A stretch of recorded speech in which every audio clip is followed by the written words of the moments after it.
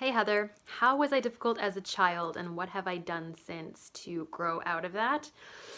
I was a really intense child, as you may have imagined. My problem was not that I was too soft, it was that I was too intense. And yeah, I did have to learn how to soften.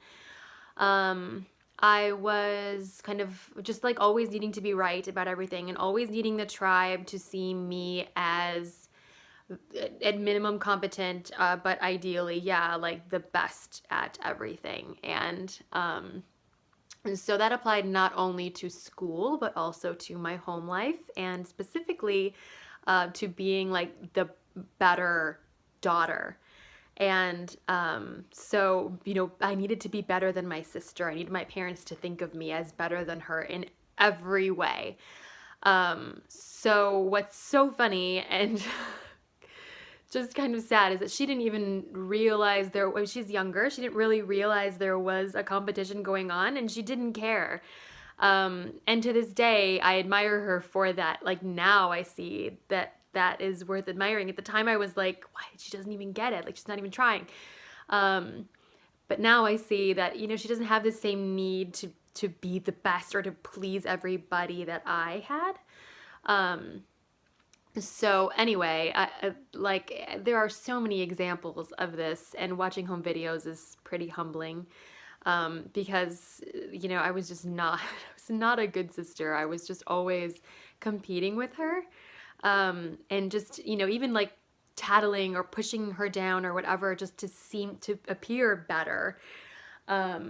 So that's maybe pretty typical, but I'm telling you, like, it was a very intense version of like the older child thing. And I felt in some ways, looking back, I think I felt that pressure of like the oldest child needs to be better. Like I needed to be better than her at everything.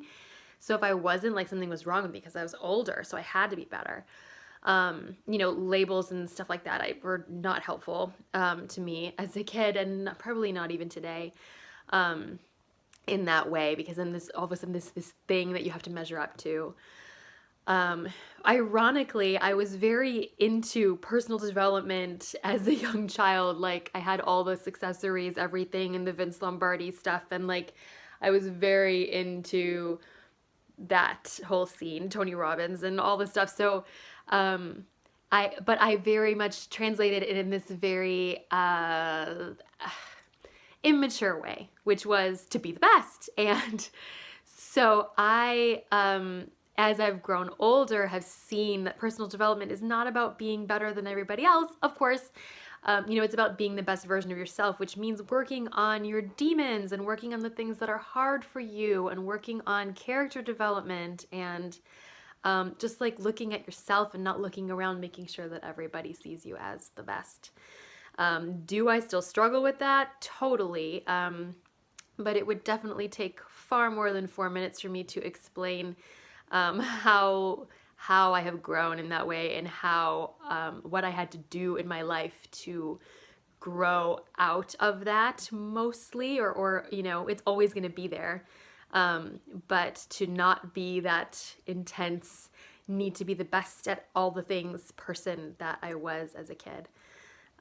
Great question. And I, it's good. It's good for reflection. It's good to think about, but it is hard. It's hard to look back and go, oh, like I really wish I would have done some things differently, but, I will embrace it and as part of my story and continue to grow. I'll talk to you next week.